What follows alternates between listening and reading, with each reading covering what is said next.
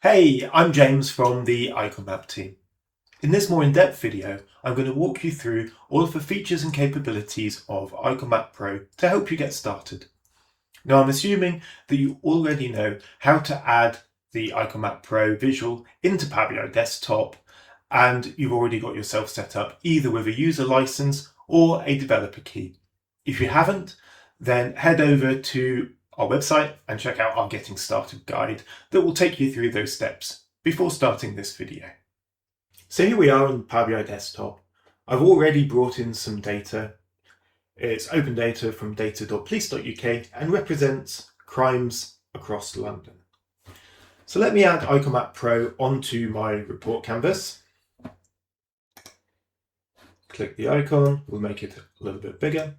And then the process for configuring Icon Map Pro is no different to any other visual in Power BI. First, you bring on your data fields by dragging the fields here into the field wells, and then you go to the settings and start to configure how that data appears and behaves. Now, as we come to drag on our data into Icon Map Pro, the first thing you'll notice is we have this concept of the ID field. So before we get started, let me explain a little bit more about the ID field. So let's imagine that this is our data set. We've got 11 rows of data in this data set. We've got 4 columns. We've got ID, longitude, latitude, and value. And you'll notice that the ID field is just the longitude and latitude merged together into a single text field. What's interesting about this data set, though, is even though we have 11 rows of data, they actually only relate to 3 unique locations. Now, we could send all 11 rows of data to the map visual and let it aggregate up, and that will work on smaller data sets. But when we start to look at tens of thousands of rows of data or even more, we don't want that to all happen in memory in the display layer of our report. We're much better letting Power BI aggregate up that data before sending it to the map. So if we use the ID field to create a unique identifier representing each location, we can then get Power BI's backend engine to do that aggregation for us. And then we end up only sending, in this case, 3 rows of data to our map visual. And it's going to perform much faster as a result. So now let's start to bring the data into Icon Map Pro. So I've got my location ID, which is just a simple text field of the longitude and latitude combined together. So let me drag that into ID. That will represent individual locations where crimes have occurred. Then I'll bring in latitude and longitude, and then I'm going to drag in crime count into circle size. And then straight away, we'll get a circle for each of those locations sized by the number of crimes in each of those locations. Now, another benefit of using that ID field is at the moment we're looking at the most granular level of data, the individual locations. But it also means that we can drag in something higher up our geographic hierarchy. So for example, if I bring in the local authority field, we'll then get a circle just for each of those local authorities. And in this case, it's averaged all of the longitude and latitudes within each local authority, so that we get a circle at the center point where the crimes have occurred, but within each local authority. And you'll notice here at the top right, Power BI has turned on its drill down capability, so I can click this down arrow here, click into this circle, and then it will take us down our geographic hierarchy from local authority into location ID.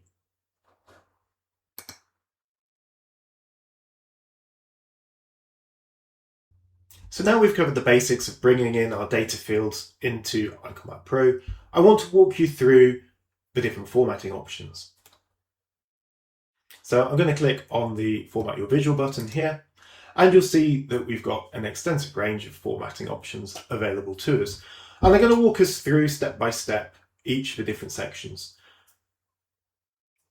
I don't want this video to be too long, so we'll just cover the basics in each. I'll probably start a little bit more detailed, and then because a lot of the settings are repeated for the different types of layers, I won't go into them in as much detail as we get further through the different capabilities. So let me start off here with diagnostics. So the idea of a diagnostics view is that if something's not appearing on the map as you expect, it should give you a view of how IconMap Pro is receiving the data. So to bring up the diagnostics view, I click the Show Data Configuration Summary toggle button, and it should bring up a dialog box. And in here, it will show you all of the data that is being sent into IconMap Pro, and it will tell you which of the different data layers it has recognized each row in relating to. So at the moment, we're just passing in a row of data for each local authority. So we've got the local authority names there in the ID field, our longitude and latitude and circle size, and it's therefore recognized those 33 rows to relate to be in circles. And I'll explain how the data configuration impacts which type of data layer is drawn on the map as we go through.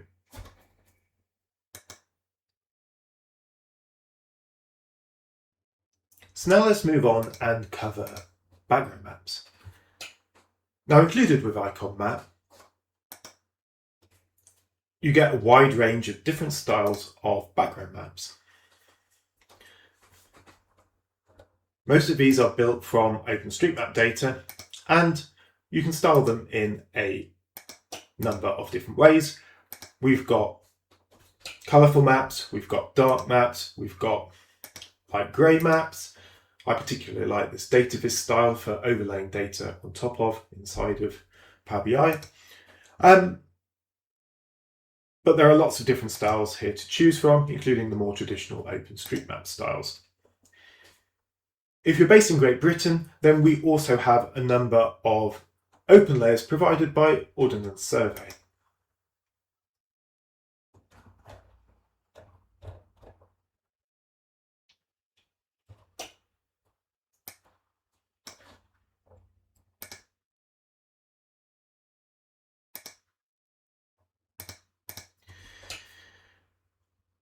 When using the IconMap built-in styles, you can customize which elements of those background maps are being displayed. So you'll see that we have options here to remove the text labels on the map, remove the roads and railways, the national and international boundaries, buildings, points of interest, land use and land cover. So let me show you a little bit what that might look like. And then we also have the option to override the water and land colours. So if we wanted blue water with a, green land, we can easily achieve that. So you can go through and build map styles that match the branding formatting of the rest of your Power BI report.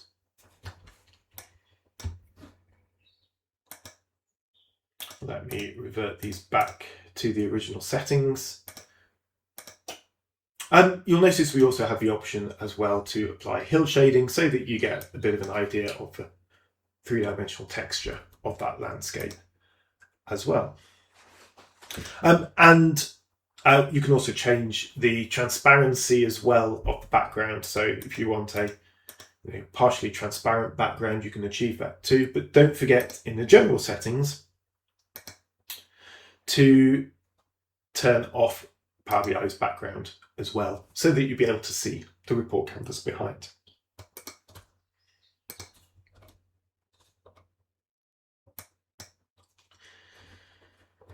Now, in addition to the built-in IconMap background mapping that comes included with IconMap, we also have the option for you to choose third-party background mapping.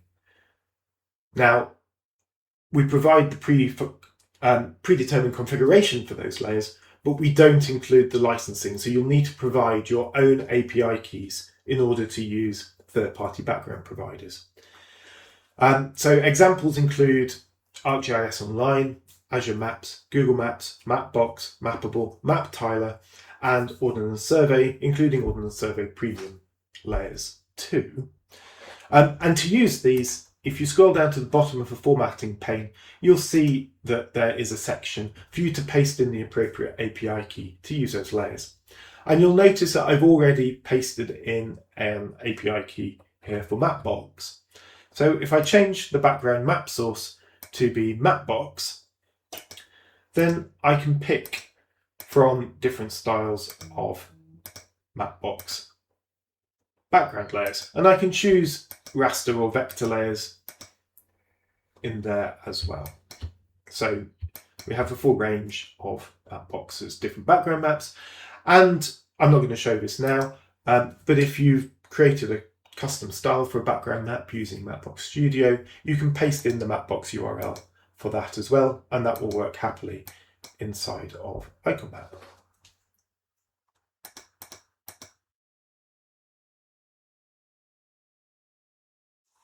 So let me just touch quickly now on this WebGL rendering mode.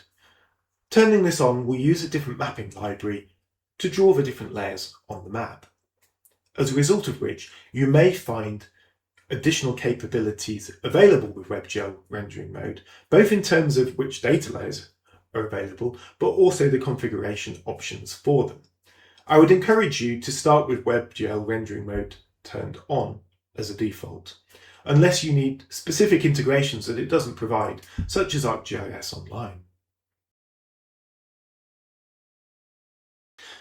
So let me now walk through the overlays and reference layers section. Now, the idea of overlays and reference layers is that they add additional context to your map without necessarily being related directly to your Power BI data.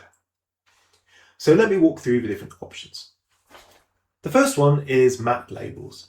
Now, this is useful if we turn off the labels on our background map, then we can add them back on in the overlays and reference layers. Now, the useful thing about this is that you'll notice that our labels now appear on top of our circles. And the reason for that is this concept of the Z index. The Z index determines how each of the different layers in IconMap are drawn on the map, the order in which they're drawn. So layers with a larger number will appear closer to you. Layers with a smaller number will be closer towards the background map. So in order for our labels layer to appear on top of our circles,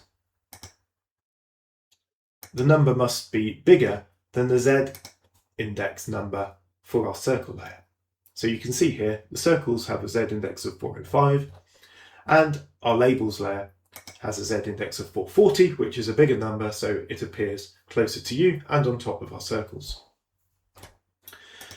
Now you can choose a different label style based on the different background maps, so you can choose a different style in there. You can also change the language of the labels where available, and you can bind that using the FX button back to your Power BI data, maybe using a DAX statement to pull in that user's local language so that they get labels matching the language of your Power BI report. You can also choose custom, which gives you the ability to change the colours. And you can also set the zoom levels for those labels to appear. So if you only want labels to appear when you're zoomed into the map, then change the minimum zoom level to be a larger number.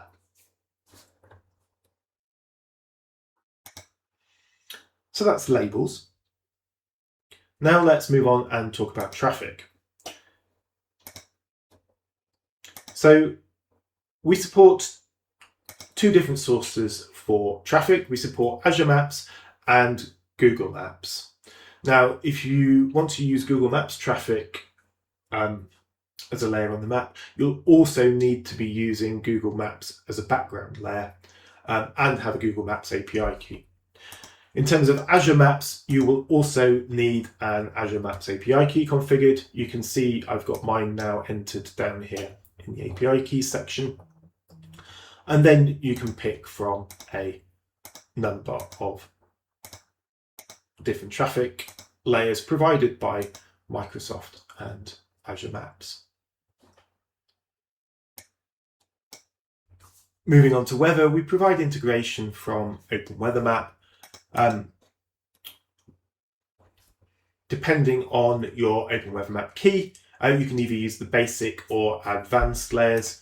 I've entered my OpenWeatherMap basic key down below, so we get the ability to add in layers for cloud coverage, for precipitation, pretty dry at the moment, sea level pressure, wind speed, and temperature.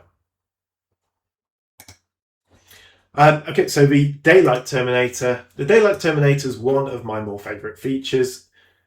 If I zoom out on the map, it shows you where in the world it's nighttime or daytime. And if I zoom in far enough, you'll notice that this layer updates in real time, every second, slowly moving across the map.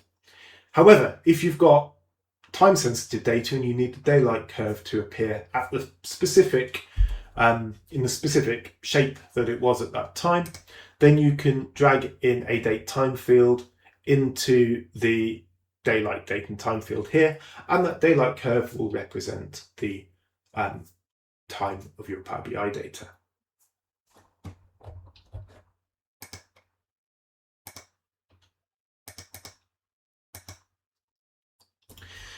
Okay, so KML, shape, and GeoJson files. So the idea of this is that we can bring in a external shapefile, either consisting of lines, strings, polygons, or points, and add that as an additional layer onto the map. So let me expand out the configuration options here. So we have the option to refer to that file as a remote URL. Now there are some constraints around the hosting provider, which if you check out our documentation on the website, it explains in more details. In this case, anyway, I'm going to upload a local file from my PC and store it inside of the Power BI report. You'll notice here that we have some options for coordinate precision and simplification. So the point is here, often these files can be really large, much too big to store in their original form inside of our Power BI report. So Icon Map Pro will automatically for you reduce the number of decimal points for each of your longitude and latitude points in that file. And also if you've got really detailed complex shapes, it can simplify those down so that they take up less file space. This should work for most scenarios. However, if you're bringing in really detailed outlines of buildings, for example, then you might need more precision than the defaults provide. So you can increase the decimal precision here to maybe 10 decimal places and just change the degrees of simplification just to be 0, and then it won't simplify those shapes and you'll get all of that original detail preserved. Now in my case, it might be useful with our crime data here to bring in our local authority boundaries. So if I scroll down and click the toggle button against display file upload button,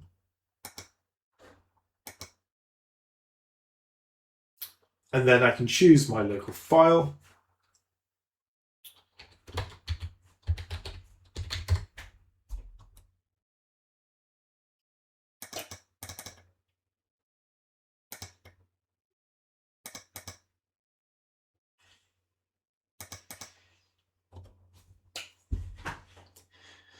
So that file's now been brought in, it's been simplified automatically behind the scenes. It's also changed the coordinate scheme to be longitude and latitudes for us. That works for Azure Shapefiles.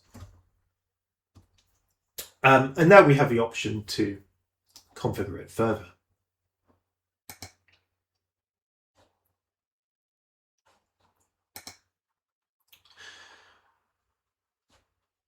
So we can decide whether we want tooltips for each of those shapes built based on the properties that are stored inside of that shapefile. We can filter it based on one of the properties. So for example, if we just wanted a specific local authority boundary to be shown, we can filter that, and we can link this back to a field in our Power BI data if you want that to behave dynamically. We can choose to include text labels. So if we want to show the local authority names, we can do that. The behavior for this is slightly different between WebGL rendering turned on and off, so you'll get a different effect there. We can dynamically turn this layer on or not. So obviously the options here are whether it's visible, yes or no. But if you use the FX button and bind that to a Power BI field, you can, or a DAX formula, you can pass in the value yes or no dynamically, and then you can control whether that layer is visible, either based on a Power BI slicer or other scenarios in your data. And then similarly, as we've seen in other layers, we can change the minimum and maximum zoom levels and the Z index to determine whether that's shown above or below other layers. And then we can go through and configure the formatting. The default is static, but you can also set the colors of each individual feature in your shapes based on either text or numeric properties assigned to each of those features. So for example, if you had the population density for each of these local authorities as a number property stored in the original file, then you can dynamically set the colors based on that population density to provide additional context into your Power BI report. And then, but with static, we can just go through and set a single color for all of our properties, and likewise the transparency. So if we just want to show, for example, those boundaries and set the fill to be completely transparent, we can do that.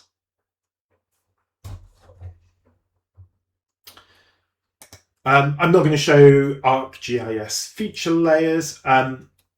We've got a more detailed video for that on the website explaining how to configure those. But then we also have options to bring in custom WMS layers and custom raster layers. So let me just show those quickly in action. So let me take you through WMS first. Web Map Service layers are an open standard that lots of organizations use to share geospatial data. Now, in this case, I'm going to paste in the URL of the British Geological Survey. So paste that URL in there. In this case, it's a public service, so no authentication provided, but we do support multiple different authentication options, with more about to arrive in the product shortly. Depending on the WMS server, there are different options for being able to filter those layers before it's sent down to your map, and we can do that dynamically with the FX button. And we can pass in custom parameters as well. For example, if you want to pass it in a time variable. Now, in this case, we are able to configure our WMS layer by interrogating the get capabilities command on the remote server. If that's not possible for whatever reason, you can tick the manual configuration option and then enter the values manually. But in this case, we can just tick the layer that we want to add onto the map. Now, I think these are only available at certain zoom levels, so hopefully as I zoom in there we go, we get the, in this case, the underlying bedrock. And I can make that more transparent so we can see our base map through it. So really easy way of bringing in WMS layers. You can dynamically configure them for different zoom levels, different ordering, whether they're visible or not dynamically, and you can configure up to 5 of these to appear on the map. So that's WMS, and let me now show you raster layers. So let me turn on our raster layer.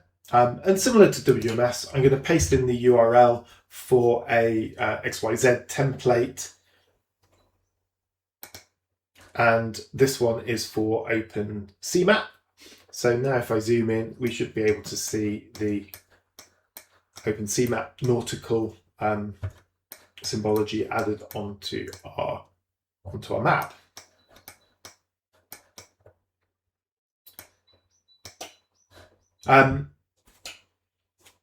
Another use for raster overlays is to add drone or satellite mapping onto as a reference layer onto our icon map. Another use for raster overlays is to add satellite or drone footage for a specific area as an overlay onto our map. Now we support ZXY format tiles in both WebGL and non-WebGL enabled configuration, but if you turn on WebGL rendering mode, then we also support cloud optimized GeoTIFFs as well, which enable you to store that tile data as a single file in remote storage. So now let's move back to our original circle map and walk through the different types of data bound layers that we can add in Icon Map Pro. So let's, as I say, go back to circles. So in my formatting options here, expand out data layers, and you can see that I've got circles turned on the map, which will enable the circles configuration and formatting options here in the format pane. And this is a similar technique that you'll see for most of the data layers. Turning on the data layer toggle switch will then show the configuration options for those layers. If you don't turn on the toggle switch, then that layer won't show, and equally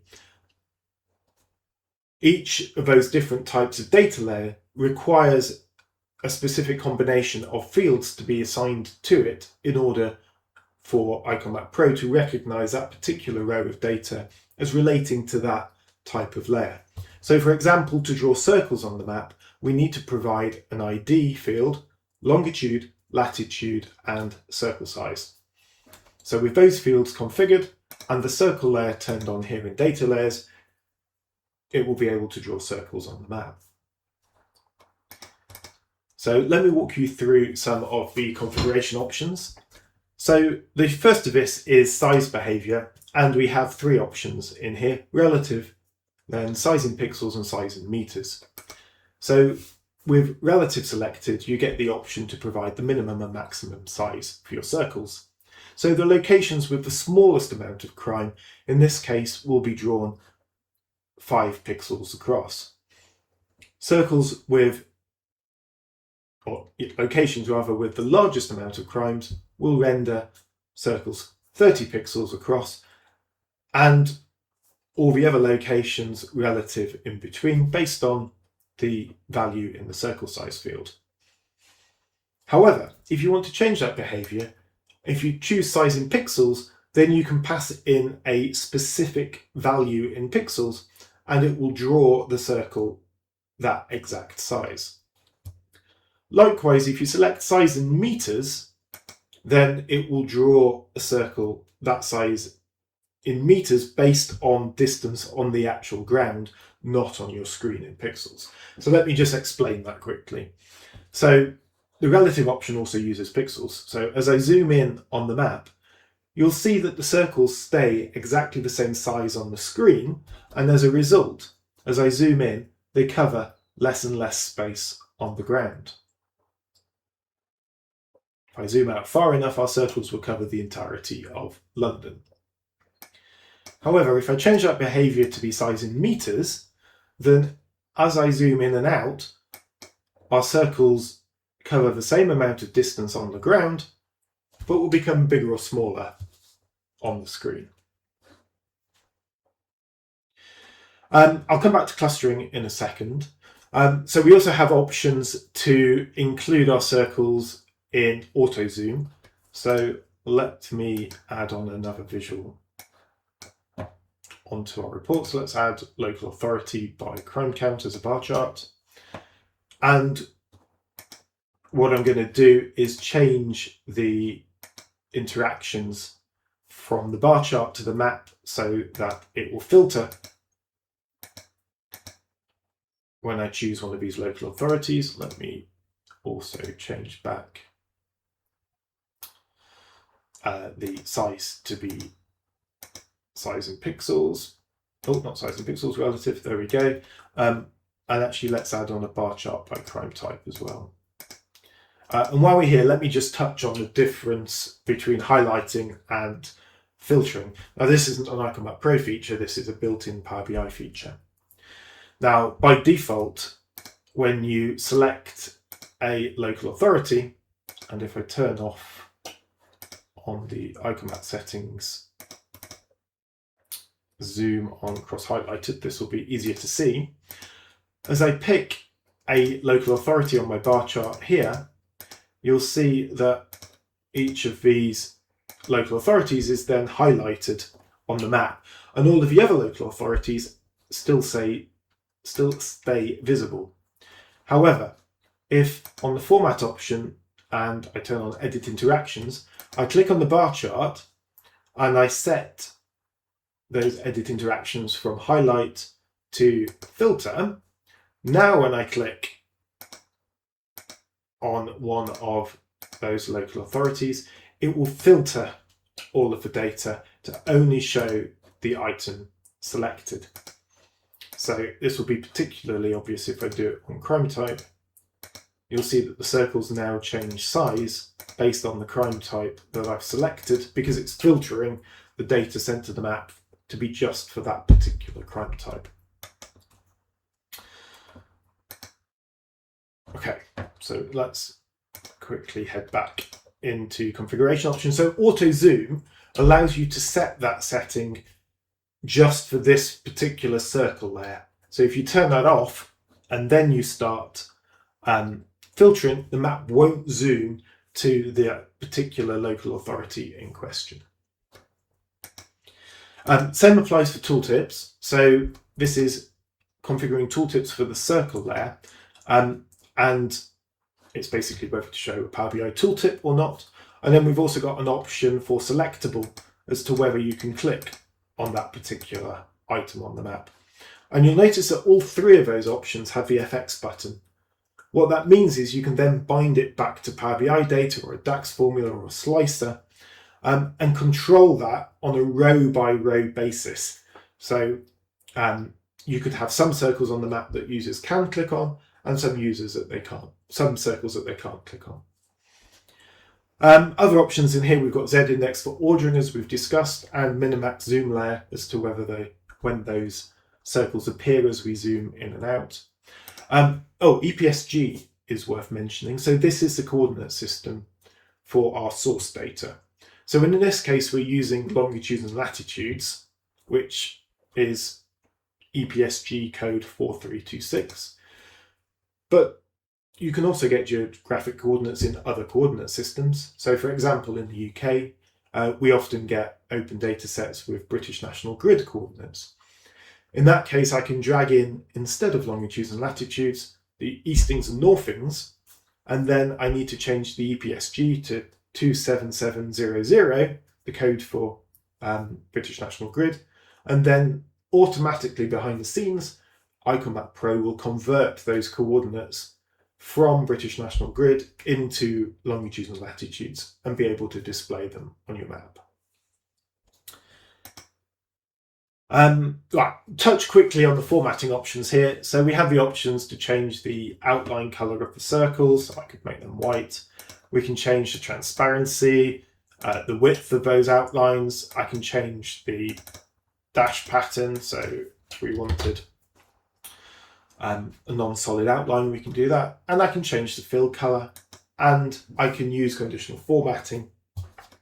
So if we want to have a gradient based on number of crimes with a darker shade of blue for the locations with more crime, I can just use Power BI's inbuilt conditional formatting for that. Okay, right, let me just revert these quickly, because before we move on and away from circles, I just want to show clustering. So let me turn on cluster circles. Now with that turned on, it reduces the overlapping of those circles, and actually it probably work better if I drill down to the detail, where we've got many more circles on the map. And then we can zoom in and see underlying points only when we zoom in far enough on the map.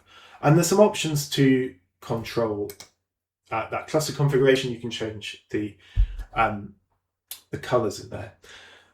Now this is one of those options that works very differently with WebGL rendering turned on and off. So if I turn on WebGL rendering,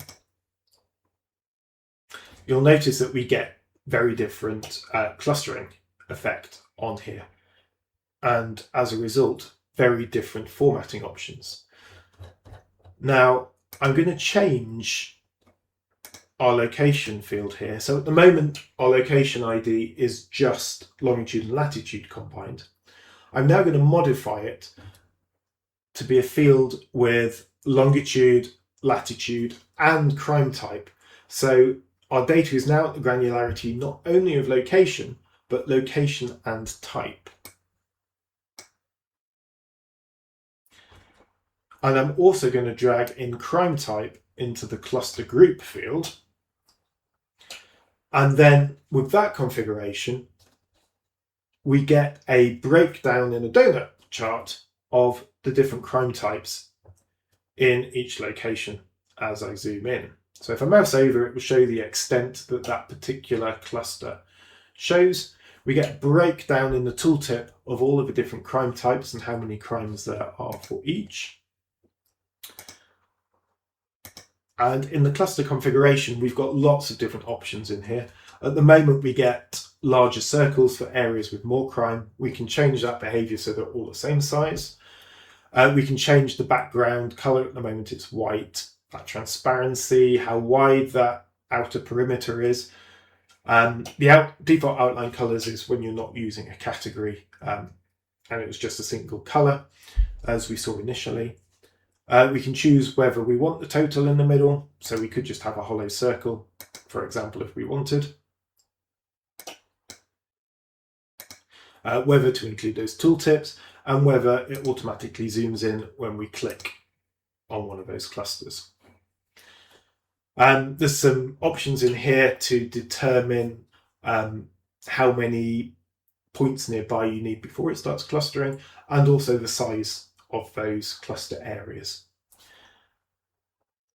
You can change all of the color options here for the different categories, and we also offer different types of clustering as well. So we've got pie charts, change the colors of text in there as well. So pie charts, donut charts, bar charts, column charts. And then if you haven't got a category, we can also just do squares and teardrops as well. So loads of different options there on clustering, but to have clustering with these options, you do need that WebGL rendering option turned on.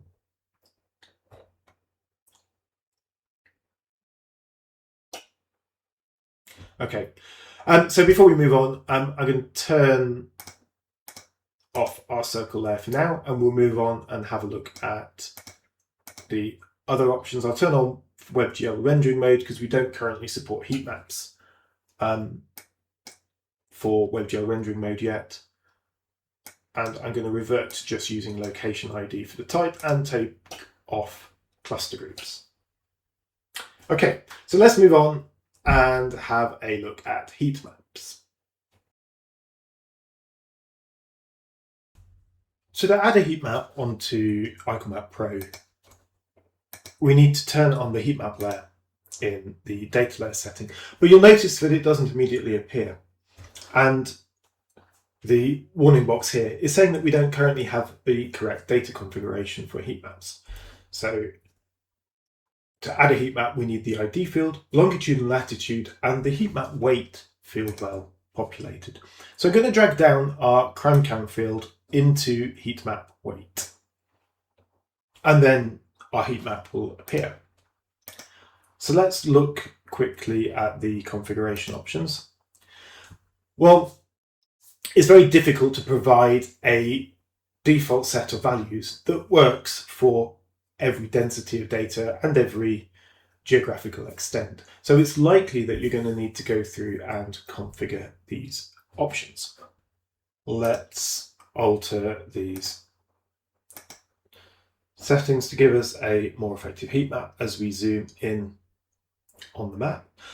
We can also change the formatting options, so you can change the colours in use here as well. In this case, we're going from blues through greens to reds, but you can tweak those colours and change how many different colours that you want to include in there. And at the moment, you'll notice that as we zoom in and out on the map, our clustering gets denser or more sparse. If we change the units from pixels to meters and then similarly increase the size, our heat map will then, similar to the behavior of the circles, will stay the same as we zoom in and out. Okay, so that is heat maps.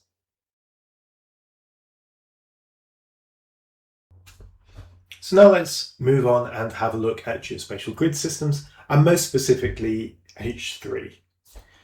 Now, if you need to use Google's S2 or A5 as pentagons, then consider using IconMap Slicer. IconMap Pro currently only supports Uber's H3 geospatial grid system. So let me turn off our heat map layer, turn on H3, and then, as we did with the heat map, I'm going to drag down crime count into H3 weight. And then we'll get an initial set of H3 hexagons displayed. Now, at the moment, our H3 hexagons are being based on our individual longitude and latitude coordinates. So depending on which H3 hexagon they appear in, we'll get a different intensity of colour based on how many times we have longitude and latitude coordinates in each of those cells. Now, before we go through and configure it, let me just tweak the colours. So maybe we'll start at blue, go through to yellow, and end up in red. I think that will work. And then we can go through and format it. So I mentioned at the moment we're using longitude and latitude coordinates. If you're using a data set that is already encoded into H3 cells, then instead of using longitude and latitude, don't include those in the field well, and instead drag in the H3 cell ID, either as its hex code or a 64-bit integer, into the ID field, and then IconMap Pro will natively understand those cell IDs, and then you can just use Power BI conditional formatting to draw those. And actually that will enable you to then draw hundreds of thousands of hexagons on the map, not being limited by how many original longitudes and latitudes are represented by them. So for our case there, we've got individual coordinates, so I'll stick with that. I can change the resolution. Maybe that's a little bit too detailed. Let's pick 7. And then we'll get a smaller set of hexagons. And alternatively, if I turn on WebGL rendering mode, then we can also choose for that resolution to be based on the zoom level. So as I zoom in on the map, we will get a more detailed set of hexagons shown.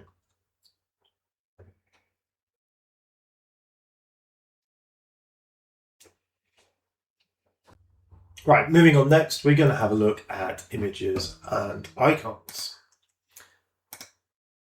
So I'm going to remove crime count from the H3 weight field, and let's switch to using local authority, so we're not trying to show thousands of images in a small space. I'm keeping WebGL rendering mode on to show you this functionality some of what I'm going to show is only available with it turned on, although in the February release of Icon Map Pro, that capability will also be available with it turned off. So if it's already the end of February, then this shouldn't make a difference. Okay, so we have multiple ways of assigning images onto our map.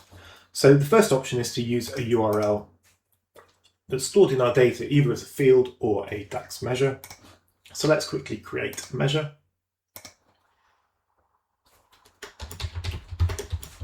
Just going to paste in a URL in there, and then I can just drag that into the image WKT GeoJson field, and we'll get the icon map logo shown all over the map. And then I can go through and format that icon appropriately. We've got multiple options in here. I can rotate the icon, I can change its width, I can change its height, its transparency. We can choose to cluster images. And if we've got multiple images in the same place, so say for example, you're showing incident alerts and you've got two different types of incident at the same location, if you turn on offset overlapping images, it will show them next to each other instead of on top. And then the same options for auto zoom, tooltip selectable, and zoom levels, etc. So that's the first option. Worth mentioning that, of course, we're just showing a single image at this point. That URL can be different for every location, and the rotation and size fields can also be determined with conditional formatting. Right, let's remove that logo from there, go back into the configuration, and then we can have a custom URL option, and I can just literally type in the URL of the image in there. It's worth noting that at the moment I'm using an HTTPS image. You either need to use an HTTPS image or a data URL. If you use a data URL, that means you can actually store your images 64-bit encoded or as SVG inside your Power BI dataset, or generate it on the fly using DAX. So that's that option. And then the third option is if you don't have a set of external images to use, then you can use an icon. So again, we've got a couple of options for icons. So one is to use one of the inbuilt images that we have inside of Icon Map. So if I toggle the Show Icon Library button, you'll get this dialog box showing a list of thousands of different icons that you can use on your map. If you just start scrolling down, it will only show a subset. You're probably best searching for something. So if we wanted something that represents a police station icon, I can tick that. We've got multiple different versions of these. Select the one you want, hit OK, and then you'll get the police station icon on there. You can change the colors and the size and rotation of those icons. And then another option is you can actually just type text and it will turn it into an icon. Again, you can change the colors. And then my favorite feature is just pressing the Windows key and semicolon. We can just use built-in Windows emojis in there, and they'll be used to generate that icon to show on our maps. So now we're going to have a look at drawing lines using Icon Map Pro. For this, we're going to use a new data set. This data set is large. It contains the routes that all of the airlines in the world fly. So for the purposes of this, I'm just going to add some filters on quickly. So let's initially filter to all routes starting in Canada and ending in this one, ending in the United States. Right, now let's add IconMap Pro onto our report canvas, and we need to bring in the ID field. Now, if we're drawing lines on the map, our route ID needs to be a little bit different. So in this case, our route IDs, in fact, I could probably show you them. The route ID is the origin and destination combined into a single field, because that level of granularity represents each line that we want to draw on the map. So I'll bring in route ID, then I'll bring in the source latitude and longitude, and then I'll bring in the destination latitude and longitude. If you notice that the aggregation type here says sum, you're going to want to change it to average. If you have more than one route going to the same destination, it'll end up summing the longitudes and latitudes, and it will result in nonsensical coordinates that won't draw correctly on the map. So make sure that all of your coordinates are averages. And then in data layers, we'll turn off circles and turn on lines. And now we get lines for each of those routes. So let me walk you through the configuration options. So the usual ones, including zoom, tooltips, and selectable. I won't show these now, but we have options to include circles at the start or the end, or both ends of the line. Similarly, we can add an image at the beginning or end of the line. We've got the zoom options in there. Let me walk you through formatting. So obviously we can change the color. All of these accept conditional formatting, so we can change the color based on, why don't we do it? Let's have a gradient that goes from, well, let's do red to blue based on how many routes we have. So now routes with more airlines flying them will be in blue. Similarly, I can change the width, so let's also base that on the number of routes. Now this width value is a width in pixels. So if you provide the number 5 here, it's going to draw a line 5 pixels wide. If you want it to be based on a range of values, then you'll need to write a little bit of DAX that will calculate a suitable range of pixels based on the range in your data. But for now, the number of airlines is going to provide a suitable number. So we've got some narrower lines and some wider lines. The lines we're currently drawing straight. I can also choose to draw them curved, or I can make them follow the shortest path so that they follow the curvature of the Earth. And then we've lots of other options on here as well. I can change the dash pattern of the lines as well. We can actually, if I put a dash pattern in, we can change them to be animated. And you can use a negative number here as well, so you can represent the direction of travel. And we can decide whether we want arrows on our lines. We can also just type text in here, so you can put in an identifier along the line. And there's lots of options as to how those symbols on the lines are oriented. And this is another area where you'll find the WebGL rendering options change the options that are available here. So there's differing options depending on whether that's turned on or not.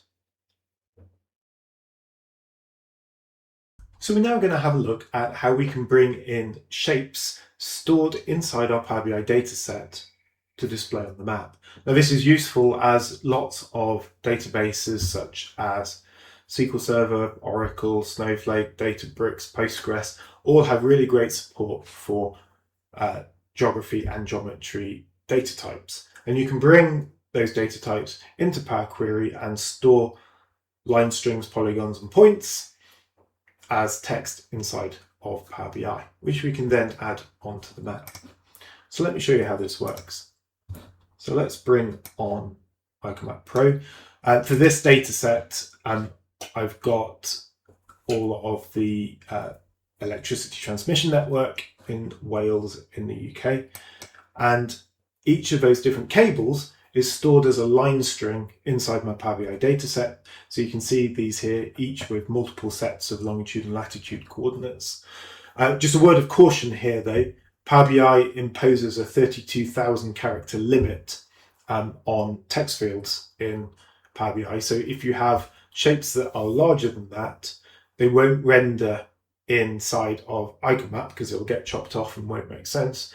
So check out our documentation for some patterns to work around that, where you can split those shapes onto multiple lines of data as you ingest it into Power BI.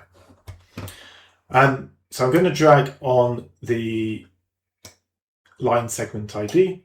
I'm going to drag that WKT field into image WKT GeoJson.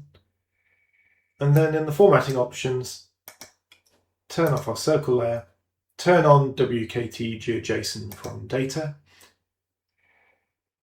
And all of those lines representing our line strings are then rendered onto the map. Let me walk you through the configuration settings. So we've got our usual ones here for auto zoom, tooltip selectable. If you've got points or multi-points in that data set, then you can choose the size of the circles that are rendered. We've got options for line strings. So the default is you just draws a straight line between the points, but we do support smoothing out those shapes, give them rounded edges, and drawing Bezier lines as well. We've got options for including images at the start and the end of line strings. And you can configure rotations and heights, so it's useful for drawing tracks of vehicles. You can have an icon pointing with the vehicle in the direction of travel with its history of where it's been, for example. And then formatting, we can change the colors. So I think in this data set, I have a field for the color. So we can change the color based on the cable type, and likewise the width based on the voltage that it is carrying. And again, it's a line width in pixels here.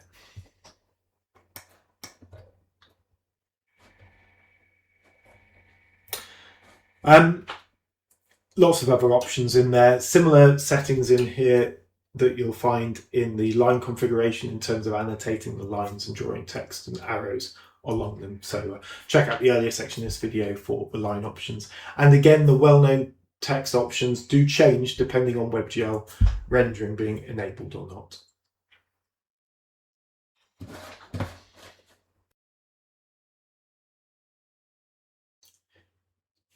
So we've just looked at how to bring in shapes when those shapes are actually stored inside of our Power BI data. But another frequent scenario is that you have those shapes in an external file, such as an Azure Shapefile or a GeoJson file. So let's have a look at how we can bring those shapes into IconMap Pro and then reference them back to our Power BI data to enable cross-filtering and conditional formatting. So let me add on IconMap Pro. We're going to return and use back our original Chrome dataset, but this time we don't have individual longitude and latitude coordinates, we just have the local authority names. So for the purposes of this, I've brought in all of the local authorities for the whole of England. And as we're going to draw local authorities on the map and shape them, we're going to use the local authority code as our ID field. Now I want to show you the original source for this. So we're going to bring in boundaries from the UK's Office for National Statistics. It's an administrative boundary. It is the local authority districts, and I think we've got 2022 data. So let me show you what that looks like. Just take a moment for it to open in here. Now, the reason I want to show you in here is for each of these local authority areas, if I click on one, you can see that we have a number of properties associated with each of those features in our file, including the local authority code and name. And the reason this is important is when we bring this file into Icon Map Pro, we need to associate it back to Power BI data. So we need a field in common between the shapefile here and the Power BI data. And in our case, we're going to use the local authority code. So you can see we've got the local authority code in the Power BI data. So I'm going to drag that down into feature reference, because it's feature reference that it uses to create that reference between the features in our uploaded file and the Power BI data. So let's now go through the turn off circles. We are going to turn on GeoJson shape from file. And now we get quite a lot of options in here. So let me walk you through them. Now we're just going to create one level of shape in here. There are drill down and options to bring in multiple layers at the same time. We've got videos on this on the website, so check those out if you want to enable drill down through different levels of shape. But we're going to stick with one, and we're going to import the file rather than reference it externally. So similar to the reference layers I showed earlier, we've got options here for simplification. So if you're bringing in detailed building level shape files, you're going to want to tweak these. We're going to import the file, so I click the display file upload button, and then I can pick my shapefile. So we support Esri shapefiles, but Esri shapefiles consist of multiple individual files, so they need to be zipped up like this into a single zip file. We also support GeoJson, TopoJSON, and KML formats. But in this case, let me bring in our local authority districts shapefile. It takes a moment just to do that initial conversion and compression. And then we'll get all of those local authority areas shown on the map. And we've got two different colours here. And the reason is the ones in blue are the ones where it's matched, created a successful match back to our Power BI data, which contains data for England. But we've also got grey shapes where it hasn't matched, so they're unmatched, because our uploaded shapefile contains all of the local authorities for not only England, but also Wales, Scotland, and Northern Ireland as well. But we don't have Power BI data for those, so it hasn't able to match them. So we can either change the formatting options here to change how they appear, or I can pick the remove unmatched shape option there. Now, you may also remember that our original file that we uploaded had multiple properties. It had local authority code, name, but it also had some coordinates in there and some other IDs. Now, in this case, Icon Map's been able to go through and automatically find a suitable field to join together. But sometimes you can have the same numeric values in different properties, meaning different things. So you might end up getting some false matches. So it's always best to pick in here the property in the file that matches your Power BI data here. Not only will it ensure you get a correct match, but it will also improve performance because it won't need to do an initial process of going through to try and work out which is the best column. And then I don't think I need to explain the other options in here necessarily. We've got the usual options with zoom and z-index in there, where we've got tooltips, etc. We can add in tooltips. Now, little technique here that might help you if you're getting shapes that aren't matching that you expect to be matched.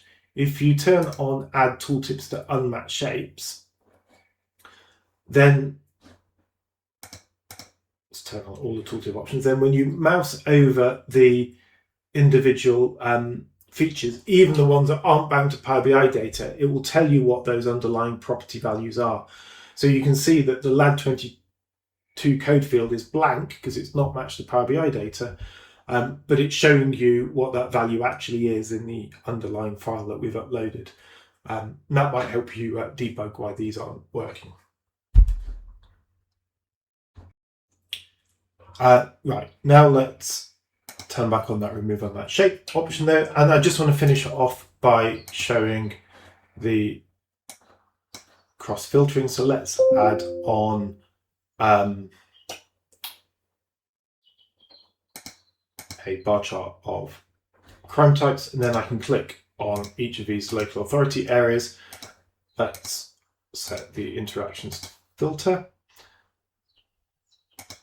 In fact, let's set the interactions to filter in both directions. There we go. So now I can click on different local authorities and it will update our bar chart to show the breakdown of crime in that particular area.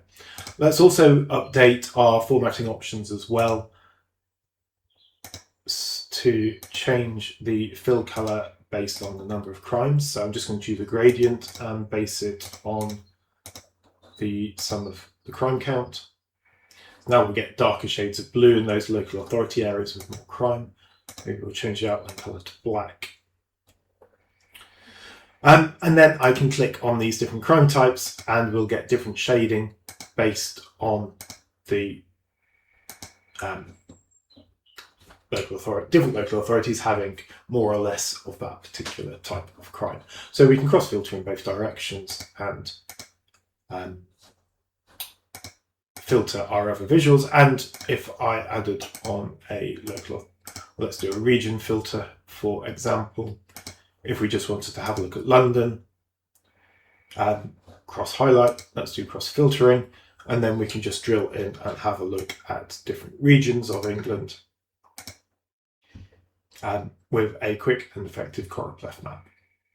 So I'm not going to show vector tiles in this video. The idea of vector tiles is where you have more complex shapes than this. So the disadvantage of uploading a GeoJson file is that those underlying files that you bring in can be quite large. So in order to make them small enough to store inside of our Power BI file, we have to reduce the complexity of them and that decimal precision. The side effect of that is, as you zoom in, you may not retain the accuracy that you need at all zoom levels. Using vector tiles is an approach that allows you to reference external vector tiles, and then these represent the appropriate level of detail for the zoom that you're in at the map. So you can zoom all of the way in, retaining that level of detail. Now we support vector tiles hosted on services like ArcGIS Online and also Mapbox vector tiles, and also on open source servers like GeoServer. But with WebGL rendering turned on, we also offer support for a new cloud native format called PMTiles, which allows you to host those tiles in a single file in something like Azure Blob Storage. I recommend you check out the blog on the Icon Map website because we've got lots of examples of using PMTiles on there. Massively powerful technique. But what I will show is this same data set, but instead of uploading a GeoJson file, we will use an ArcGIS feature layer. Now, in this case, I'm not going to authenticate to a private ArcGIS online server. Instead, I'm just going to use a public layer. So if I jump back to this original file that I was using earlier, and let's click on View Full Details. And down here, I should be able to click on View Data Source. And then we get the URL for the underlying ArcGIS feature layer. So I can cut and paste that URL, jump back into Power BI and Icon Map Pro and paste that URL in here. And then we get all of those features downloaded onto our map. And it uses the same technique using that feature reference field to bind those back to the Power BI data.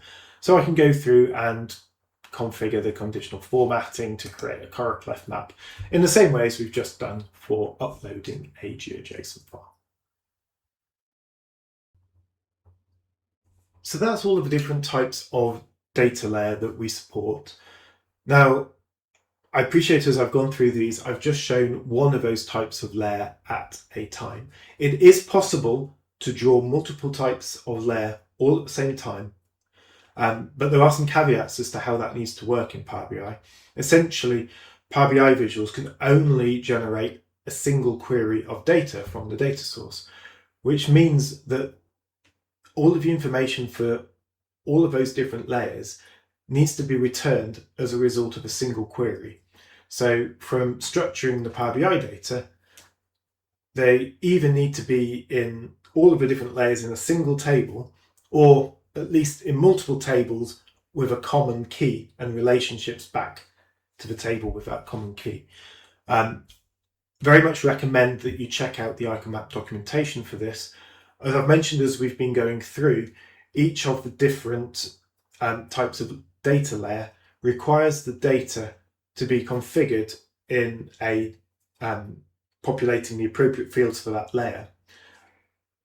And if there's data in those other fields that don't relate to that layer, Icon Map Pro won't know which layer type that particular row of data relates to. So if you've got both shapes like we've got here and also rows relating to circles, you need to make sure that on those rows relating to your GeoJson shapes, using a feature reference, that the longitude and latitude records in there are blank or nulls, so that it knows that it's dealing with a circle row and not a feature reference row, or the other way around.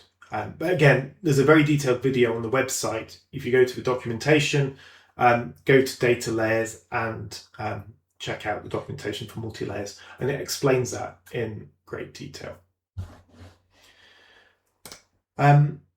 So we've done all of these. I'm just going to mention controls quickly. So these are the user interface elements that appear on the map, such as the zoom in and out buttons that you can enable and disable.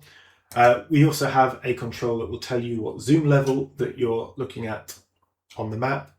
The default is we have an imperial scale in miles down here, but you can also turn on metric and nautical mile scales as well. We have a distance measurement tool that allows you to measure distances on the map.